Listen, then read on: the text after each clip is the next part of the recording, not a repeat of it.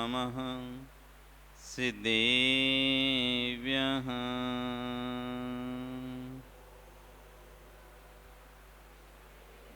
ॐ नमः सिद्धेभ्यः।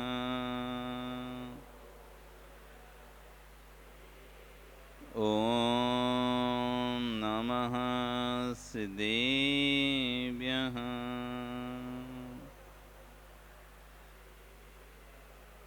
नमः श्रीवर्धमानाय निर्धूते कलिलात्मने सालोकानं त्रैलोकानं यद्विद्यादर्पणायते। नमो अरिहन्ताणं नमो सिद्धाणं नमो आयरीयाणं नमो वज्रायाणं नमो लोये सव्यसाहुणं। बोलिए अनंत अनंत से परमेष्ठी भगवान की, आदिरोम आदिनाथ भगवान की, वर्तमान शासन महावीर भगवान की, आचार्य समदत्त स्वामी महाराज की, आचार्य विश्व सागर जी महाराज की, अहिंसा में विश्व धर्म की।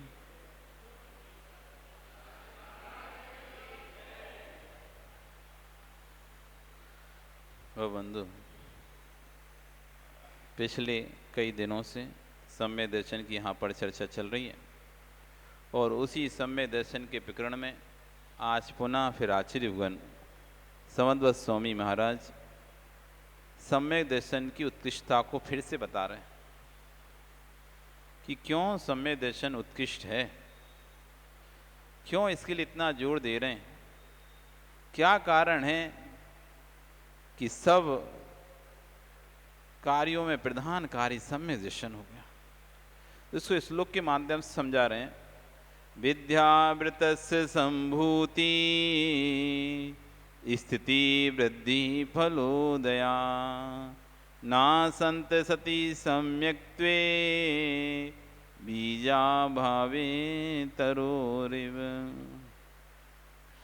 दृष्टांत को देते हुए आचार्यगण कह रहे हैं तरोरिव, वृक्ष के समान। जैसे एक वृक्ष की स्थिति, वृद्धि और फल देने की ताकत, फल देना, वृक्ष की स्थिति यानी कितने काल तक वृक्ष रहेगा, ये उसकी स्थिति कहलाती है। 100 साल, 200 साल, 500 साल, 1000 साल, 2000 साल एक वृक्ष उत्पन्न होता है तो 100, 500, 1000 साल तक चलता है। तो उसकी स्थिति, वृद्धि, थोड़ा सा पहले अंकुरित होता है, अंकुरित होकर पौधा बनता है, पौधा थोड़ा वृक्ष बनता है, ऐसे करते हुए मोटा तना वाला वृक्ष बन जाता है, ये उसकी वृद्धि। फलोदया, और वर्षों वर्षों फल देना, आम के फल, अनेक प्रकार के फल, तो जो वृक्ष में फल आते हैं ना, वो फल देने की ताकत ये कब होती है? वृक्ष की स्थिति, वृक्ष की वृद्धि, वृक्ष में फलों की उत्पत्ति जब ही होगी जब बीज होगा। बीज होगा तो वृक्ष की स्थिति बनी रहेगी, वृक्ष की वृद्धि भी होगी और वृक्ष में फल भी आएंगे। और बीज नहीं है तो कहाँ की वृक्ष की स्थिति, कहाँ का वृक्ष की वृद्धि और कहाँ वृक्ष का फल? ना तो वृक्ष की कोई स्थिति कहलाएगी, सत्ता, स्थिति मतलब उसकी सत्ता। जब बीज ही नहीं है तो वृक्ष की कोई सत्ता ही नहीं होगी। जब वृक्ष की सत्ता नहीं होगी तो उसकी वृद्धि कहाँ से होगी? जब वृद्धि नहीं होगी तो फल कहाँ से मिलेगा? जैसे एक वृक्ष की आप उसकी अस्तित्व को, उसके वृद्धि को, उसके फल को तभी प्राप्त कर सक पाओगे जैसे जब बीज होगा। बीज के अभाव में वृक्ष की वृद्धि नहीं, स्थिति नहीं, वृद्धि नहीं, ना ही फल है। ऐसी सम्यक दर्शन बीज है, बीज। सम्यक दर्शन बीज है, बीज। विद्या और व्रत उसकी स्थिति और फल है। विद्या, व्रत, स्थिति, वृद्धि और फल हैं। ये स्थिति, वृद्धि, फल तभी फलित होंगे जब बीज होगा। यदि बीज नहीं है तो स्थिति किसमें, वृद्धि किसमें और फल किसमें? जब बीज ही नहीं है तो स्थिति किसमें, वृद्धि किसमें, फल किसमें? किसी में भी नहीं आ सकता। इसलिए आचार्य यहाँ क्या है, विद्या। अब विद्या किसे कहते हैं? तो विद्या का अर्थ यहाँ यथा व्यवस्थित वस्तु के स्वरूप का अवलोकन करने की शक्ति। जो वस्तु जैसी है उसको वैसा जानने की शक्ति कहलाती है विद्या, जिसे हम सम्यक ज्ञान भी बोलते हैं। विद्या के कई अर्थ हैं। विद्या से आचार्य बनकर है, विद्या से विद्यानुवाद पूर्व का अर्थ भी लिया जाता है, जिसमें अंगुष्ठ प्रसेन आदि 700 अल्प विद्याएं और 500 महाविद्याएं होती हैं। विद्या अर्थ से अंतरिक्ष, भौम, स्वर, अंग, ज्योतिष, स्वर, स्वप्न, लक्षण, व्यंजन, चिन्ह, 8 प्रकार के महानित्य ज्ञान को विद्या बोलते हैं। अंतरिक्ष मतलब अंतरिक्ष को देखकर बता देना, आकाश में तारे नक्षत्रों को देखकर बता देना कि क्या घटित होने वाला है। जैसे विष्णु कुमार विराज से को महाराज ने बता दिया ऊपर ध्रुव नक्षत्र को हिलते हुए देखकर कि अरे अकंपनाचार्य आदि 700 मिराजों पर घोर उपसर्ग होने वाला है। तब जाके शुल्लक ने विष्णु कुमार विराज को जाके बताया तो उससे उन्होंने उपसर्ग को दूर किया। तो अंतरिक्ष नाम की विद्या होती है जिसमें अंतरिक्ष के चीजों को देखकर हम जान सकते हैं। अंग, शरीर के अंगों को देखकर भी आप व्यक्ति के बारे में उसका भविष्य समझ सकते हैं और बता सकते हैं कौन सा अंग है। माथा यदि छोटा है तो इसकी बुद्धि काम कम करेगी। भाल जिसका बड़ा है उसकी बुद्धि विकसित होगी, जिसका भाल छोटा है उसकी बुद्धि काम नहीं करेगी। अंग, शरीर के हाथ पैरों को देखकर, हाथों की बनावटों को देखकर, पैर की बनावट को देखकर, उंगलियों को देखकर आप ये बता सकते हैं कि इसका भविष्य क्या होगा। अंग, ये भी विद्या है। स्वर, आपकी नाक के दाहिना और बायां स्वर, कौन सा स्वर चल रहा है, उस स्वर के हिसाब से आपके भविष्य को बताया जा सकता है। ये स्वर विद्या होती है। क्या आपने कोई प्रश्न पूछा मेरा अमुक कार्य होगा कि नहीं होगा, और उसको जिससे आपने पूछा वो अपना स्वर देखेगा, इसने कौन से स्वर में मुझसे पूछा है। जिस समय प्रश्न पूछ रहा था मेरा कौन सा स्वर चल रहा था अथवा इसका कौन सा स्वर चल रहा है, तो उस स्वर से बता देगा तुम्हारा काम होगा कि नहीं होगा। ईश्वर विद्या होती है। स्वप्न विद्या, आपको रात्रि में स्वप्न आया कि अमुक कार्य होना है। अब वो स्वप्न सत्य है कि असत्य है, सही या गलत है, ये भी विद्या है। कौन से पहर में आया है, रात्रि के किस पहर में आया है, आप उस समय किस करवट से सो रहे थे, कौन सा स्वर आदि चल रहा था, ये सब को ज्ञात करके उस स्वप्न विद्या से बता देगा कि आगे क्या होने वाला है। जैसे पुष्दंत बुद्धबली महाराज के आने के अरिहतबली स्वामी के ने जब 2 मिराजों को भेजा तो धरसेन स्वामी रात्रि के अंतिम पहर में विश्राम कर रहे थे। तब इनको स्वप्न में आया कि 2 वृषभ आ रहे हैं उनके समीप। तो स्वप्न को उन्होंने समझ लिया कि 2 युगल मुनिराज, जो युगल भद्र मुनिराज मेरे पास विद्या लेने के लिए आ रहे हैं। तो स्वप्न विद्या होती है। स्वप्न से हम समझ जाते हैं कौन से पैर में है, कौन से पक्ष का स्वर है, कितने दिन में फलित होगा, कितने घंटों में फलित होगा, सत्य होगा कि असत्य होगा। ये स्वप्न विद्या होती है। व्यंजन, लक्षण, शरीर में 108 लक्षण होते हैं। उन लक्षणों को देखकर, हाथ की रेखाएं, शरीर के तिल आदि को देखकर ये बता दिया जाता है कि इस व्यक्ति के आगे भविष्य में क्या घटना होने वाली। व्यंजन, शरीर में और भी मसा आदि रहते हैं, लहसुन आदि रहता है, चिन्ह रहते हैं। उन व्यंजनों को भी देखकर 900 व्यंजन होते हैं शरीर के अंदर। 108 लक्षण, 900 व्यंजन, उनमें से कुछ भी हो सकते हैं। हमारे पास 900 प्रकार के व्यंजन होते हैं, 108 प्रकार के लक्षण होते हैं। हाथ में तिल बना है कि हाथ में स्वस्तिक है कि हाथ में शंख है, गदा है, कुछ भी क्या रेखाओं बना हुआ है, वे सब देखकर ये बता दिया जाता है कि आपका भविष्य क्या होगा। छिन्न, कपड़े के फटने से आप जा रहे थे, आपका कपड़ा फट के किसी कील में फट गया, बीत के फट गया, ये कहाँ से फटा, कितना फटा, उससे आपका भविष्य बता जाता है। आप काम कर रहे थे, कपड़ा जल गया, आपका साड़ी जल गया, कोई कुर्ता जल गया, तो उससे बता दिया जाता। दीपक रखा था, आपने ध्यान नहीं दिया मंदिर में, और धोती पहने हुए थे और धोती में आग लग गई, फटासाट बजाई, वो उससे बताया जाता है अब इसके साथ क्या घटना घटित होने वाली। ये छिन्न नाम का विद्या होती थी कि कपड़े के फटे कपड़े, चूहा कपड़ा काट के गया है, तो कहाँ से कपड़ा काट के गया है, कितना कपड़ा काटा है, ये सब विद्याएं हमारे पास थी। तो ये 8 प्रकार की ये भी महाविद्या, इनको भी विद्या सबसे यहाँ पे ग्रहण किया जाता है। फिर जाति विद्या, कुल विद्या, तप विद्या, जाति से प्राप्त नहीं, माँ के कुल की विद्याएं, कुल की विद्या, पिता के कुल की विद्या, तप विद्या, तपस्या से प्राप्त विद्याएं।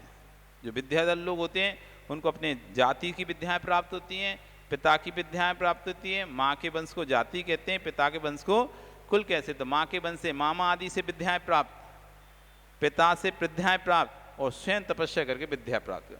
इतनी प्रकार विद्या के इतने अर्थ हैं, अनेक प्रकार के अर्थ हैं, लेकिन यहाँ पर विद्या शब्द का अर्थ लिया है सम्यक ज्ञान, जिससे वस्तु के यथार्थ स्वरूप का निर्णय होता है, ऐसी विद्या।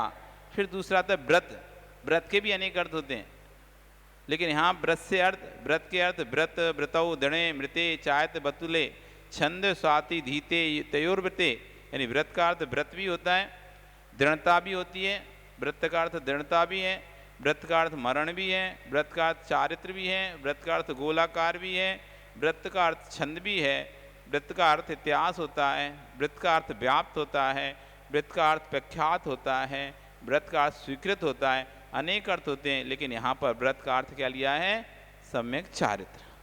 तो सम्यक ज्ञान और सम्यक चारित्र, इन दोनों की संभूति, संभूति मतलब सक्यता, इन दोनों की का सक्यपना कब होगा, किसमें किसका सक्यपना, इन दोनों की स्थिति का सक्यपना, इन दोनों की वृद्धि का सक्यपना, इन दोनों की फल देने की का सक्यपना। मतलब सम्यक ज्ञान की स्थिति तभी ठहरेगी जब सम्यक दर्शन होगा, सम्यक ज्ञान में वृद्धि तभी होगी जब सम्यक दर्शन होगा, सम्यक ज्ञान में फल तभी आएगा जब सम्यक दर्शन होगा, सम्यक चाहत की स्थिति तभी ठहरेगी जब सम्यक दर्शन होगा, सम्यक चाहत में की वृद्धि तभी होगी जब सम्यक दर्शन होगा, और सम्यक चाहत की फल की प्राप्ति अर्थात मोक्ष फल की प्राप्ति तभी होगी जब सम्यक दर्शन। इसलिए हर तरह से जोर दे रहे हैं, ज्ञान चाहत का फल है सर्व कर्मों की निर्जरा करना, मोक्ष को प्राप्त करना है। ज्ञान चाहत का फल क्या है, सर्व कर्मों की निर्जरा। हम ज्ञान क्यों कर रहे हैं, शास्त्रों को क्यों पढ़ रहे हैं, चाहत को क्यों धारण कर रहे हैं, चाहत का पालन क्यों कर रहे हैं, तपस्या क्यों कर रहे हैं, व्रत उपवास क्यों कर रहे हैं, सर्व कर्मों की निर्जरा करके मोक्ष फल को प्राप्त करने के लिए मुनि क्यों बना जाता है, तपस्या क्यों की जाती है, कर्मों के क्षय करने के लिए, और अंतिम अवस्था जो कि मोक्ष अवस्था है उसको प्राप्त करने के लिए मुनि बनता है व्यक्ति। और कुछ तो कोई कारण है नहीं मुनि बनने का, इस भव में भले नहीं बन पाएंगे, लेकिन अभी अभ्यास है, ट्रायल है, आगे चौथे काल में फिर से बनकर फिर से चले जाएंगे मोक्ष, उस समय मोक्ष चले जाएंगे। तो ज्ञान और चाहत को धारण करने का फल यही है, कर्मों की निर्जरा करना और मोक्ष जाना। जब तक ज्ञान चार्य सम्यक नहीं होते तब तक उनसे मोक्ष की फल की प्राप्ति नहीं होती। जब तक ज्ञान चार्य सम्यक नहीं होंगे मोक्ष फल की प्राप्ति नहीं होती। ज्ञान चाहत में समीचीनता सम्यक दर्शन से आती है। ज्ञान और चाहत में समीचीनता है वो किससे आएगी, सम्यक दर्शन से। इसलिए ज्ञान और चाहत का फल सम्यक दर्शन के होने पर प्राप्त हो सकता है, अन्यथा नहीं हो सकता। इतना महत्व है सम्यक दर्शन। जितना महत्व अंक का है उतना महत्व सम्यक दर्शन का है। जितना महत्व आपके व्यापार में अंक का है, शून्य कितनी भी हो अंक नहीं हो तो वो शून्यों का कोई मूल्य नहीं है। एक चेक पर कितनी भी शून्य लिखी हो लेकिन अंक नहीं लिखा गया है, कितनी भी पवन तुमने शून्य लिख दी हो लेकिन अंक नहीं लिखा, तो उस चेक की कितनी वैल्यू है, कोई भी वैल्यू नहीं है, कोई भी वैल्यू नहीं है। वैसे ही ये सम्यक दर्शन अंक है। अंक जीवन में कितनी भी तपस्या की शून्य लगा लो, कितनी भी चारित्र की शून्य लगा लो, क्षामय, शीतोप्रस्ताव, परिहार विशुद्धि, सुषा ख्यात, ये चारित्र के भेद हैं, तो कितना भी तुम उत्कृष्ट चार्य धारण कर लो, इतना चार्य धारण कर लो कि कोई तुम्हें घानी में पेल दे तब भी चू ना करो, इतनी समता भी ले आओ, लेकिन सम्यक दर्शन नहीं है तो समता भी कोई काम की नहीं है। आचार्यगण कहते हैं ऐसा जीव, मिथ्या दृष्टि जीव भी ऐसा इतना समताशाली होता है, मिथ्या दृष्टि जीव भी ऐसे समताशाली होते हैं, घानी में पेल दें तो चू ना करें, इतने शांत परिणाम ही रहते हैं। सभी नहीं, कुछ मिथ्या दृष्टि की इतने भी शांत परिणाम रहते हैं कि कुछ भी तुम कर लो तो भी चू नहीं करेंगे, लेकिन फिर भी उनका कल्याण नहीं हो पा रहा। कितना भी सर कर लो तब भी चू नहीं करेंगे, तब भी कल्याण नहीं हो रहा। क्यों? क्योंकि सम्यक दर्शन रूपी अंक उनके पास नहीं है। तपस्या तो बहुत है लेकिन सम्यक दर्शन का अंक नहीं है, और जब तक वो अंक नहीं आएगा तो कह रहे हैं जैसे बीज के अभाव में वृक्ष की उत्पत्ति, स्थिति, वृद्धि और फल की प्राप्ति नहीं होती, वैसी सम्यक दर्शन के अभाव में सम्यक ज्ञान और सम्यक चारित्र की स्थिति, वृद्धि और फल की प्राप्ति नहीं होती। बीज के दृष्टांत से सम्यक दर्शन उपादान और सम्यक ज्ञान को चारित्र उपादेय है। उपादान और उपादेय दो चीजें होती हैं, उपादान उपादेय। तो बीज का दृष्टांत से सम्यक दर्शन उपादान है और सम्यक ज्ञान व चारित्र उपादेय है। उपादान उपादेय समझते हैं आप? उपादान उपादेय, रोटी आटे में, आटे से रोटी बनती है, आटे से क्या बनता है? रोटी बनती है। तो रोटी उपादेय है, मतलब हमारे लिए इष्ट है, रोटी हमारे लिए इष्ट है, उपादेय है हमारे लिए, जिसको हमको खाना है। आटे से क्या बनती है? रोटी बनती है। तो रोटी हमारे लिए उपादेय है, लेकिन आटा उपादान है। यदि आटा ही नहीं होगा तो जो आपको इष्ट है रोटी, वो कैसे प्राप्त होगी? आटा उपादान यानी शक्ति, उपादान मतलब होता है योग्यता, उपादान का मतलब होता है वस्तु की स्वयं की योग्यता। यदि आटे में ही रोटी बनने की योग्यता नहीं है, वो आपने पूरा छान लिया आटा और जो फोका फोका बचता है वो आपने किसी को दे दिया, फोका ऊपर का, तो उसको आपने किसी को दे दिया, उससे रोटी बना दोगे आप? बन जाएगी उससे रोटी? क्या कितना भी करोगे, क्योंकि उसके अंदर आटा वो बारीक है नहीं, तो लोई नहीं बनेगी। जब लोई नहीं बनेगी तो बिलेगी कैसे? जब बिलेगी नहीं तो सिकेगी कैसे? और सिकेगी नहीं तो आपके पास आएगी कैसे? उस फोका में संगठित होने की ताकत ही नहीं है। वो आप उसमें पानी कितना भी डालोगे, लेकिन वो तो ऐसा लपसी जैसा बहता रहेगा, लेकिन वो लोई के रूप में, आटे के रूप में बदल नहीं पाएगा। जब स्वयं उस फोके में उपादान ही नहीं है रोटी बनने का, तो आप बना कैसे पाओगे? आप तो बहुत अच्छे बनाने वाले हो, तब भी नहीं बना पाओगे, क्योंकि उस वस्तु में ही उपादान नहीं है। तब तो जब उपादान ही नहीं है तो उपादेय भूत जो रोटी है हमें कैसे मिलेगी? नहीं मिल सकती। इसलिए कह रहे हैं सम्यक दर्शन उपादान है। सम्यक दर्शन होगा तो ज्ञान चारित्र रूप उपादेय वस्तु हमको प्राप्त होगी, और सम्यक दर्शन नहीं होगा तो ज्ञान चारित्र रूपी उपादेय वस्तु हमको प्राप्त नहीं होगी। आटा में योग्यता होगी तो रोटी आपकी बन पाएगी, और आटे के अंदर योग्यता नहीं होगी तो रोटी नहीं बन पाएगी। इसलिए सम्यक दर्शन उपादान है, सम्यक दर्शन उपादान है, ज्ञान और चारित्र उपादेय हैं। ऐसा व्यक्त होता है क्योंकि जैसे बीज रूपी उपादान ही अंकुर, वृक्ष, फल आदि उपादेय में परिणत होता है। बीज है वही तो अंकुर बनेगा, बीज है वही तो वृक्ष बनेगा, बीज है वही तो फल बनाए। आज का बीज कल का फल। आज का बीज जो आम का गुठली बोई, वो आम की गुठली बोई तो उससे अंकुर फूटा, अंकुर फूटा वृक्ष निकला, वृक्ष निकला, टहनियाँ बनी, पत्तियां निकली, फल आए, फूल आए, फल आए। जो फल आया वो पुनः आपके लिए बीज बन के तैयार हो गया। अब उस आम को फिर से बोगे तो नया वृक्ष फिर से खड़ा हो जाएगा। जो आज का बीज है वही फल बनकर कल के भविष्य के लिए बीज तैयार हो जाता है। क्योंकि जैसे बीज रूपी उपादान ही अंकुर बनता है, अंकुर ही वृक्ष बनता है, और वृक्ष की जो फूल निकला है वही फल बनता है। यदि उपादेय में परिणत, फल आदि उपादेय में परिणत होता है, उसी प्रकार सम्यक दर्शन ही सम्यक ज्ञान और सम्यक चारित्र का उपादान है। क्योंकि सम्यक दर्शन और सम्यक ज्ञान की उत्तरोत्तर होने वाली विशुद्ध पर्याय ही चारित्र है। सम्यक दर्शन की जो विशिष्ट पर्याय है वो सम्यक ज्ञान है, और सम्यक ज्ञान की विशिष्ट पर्याय सम्यक चारित्र है। जैसे कच्चा तेल, कच्चा तेल है तो आपको एक गैस भी मिल रही है, कच्चा तेल है तो आपको डीजल ही मिल रहा है, कच्चा तेल है तो आपको पेट्रोल ही मिल रहा है, कच्चा तेल है तो आपको हवाई जहाज का फ्यूल भी बन रहा है, कच्चा तेल है तो डामर भी मिल रही है आपको, कच्चा तेल है तो वैक्स भी मिल रही है आपको। जितने भी पेट्रोलियम पदार्थ हैं, पेट्रोलियम जेली है, वो किससे बन रहे हैं?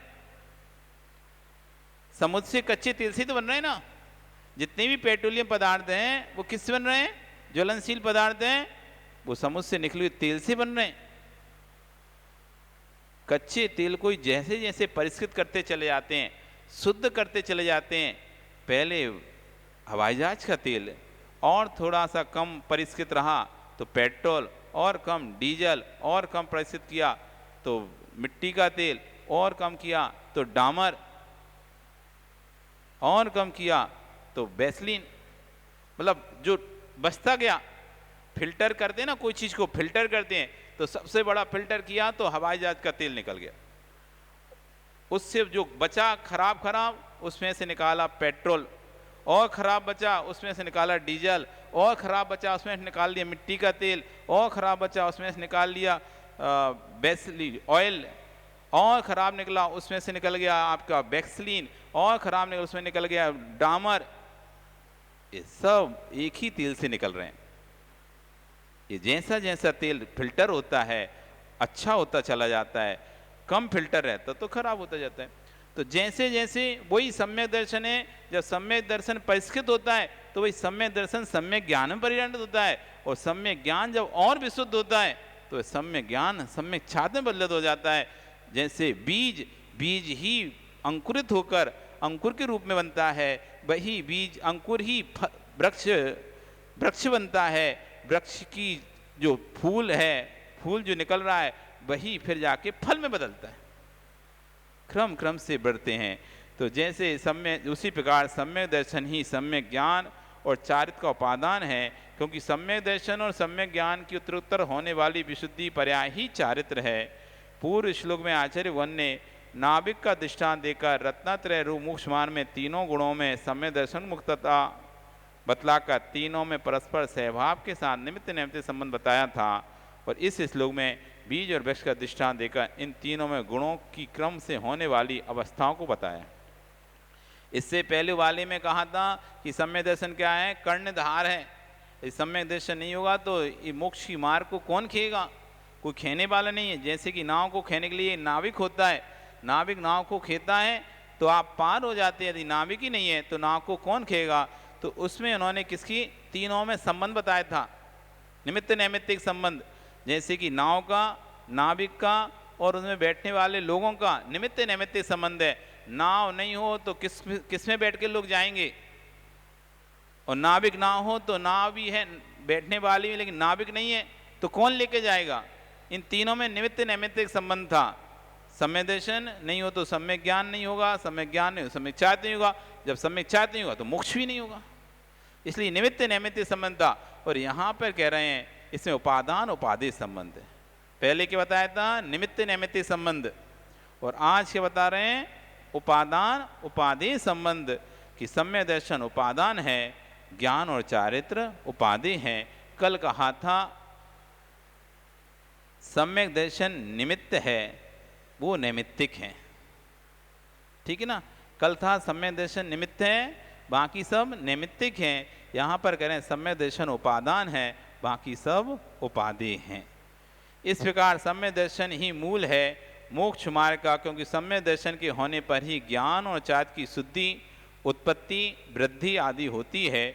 अर्थात जैसे बीज के अभाव में वृक्ष की उत्पत्ति, वृद्धि, स्थिति और फल की प्राप्ति नहीं होती है, उसी प्रकार सम्यक दर्शन के बिना सम्यक ज्ञान और चार्ज की उत्पत्ति, वृद्धि, स्थिति और फल की प्राप्ति नहीं होती। इसलिए कुल मिला के सम्यक दर्शन को हमको प्राप्त करने का प्रयास करना है।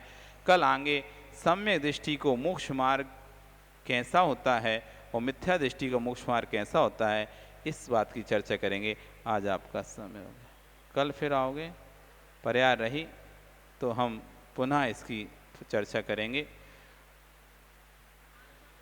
कल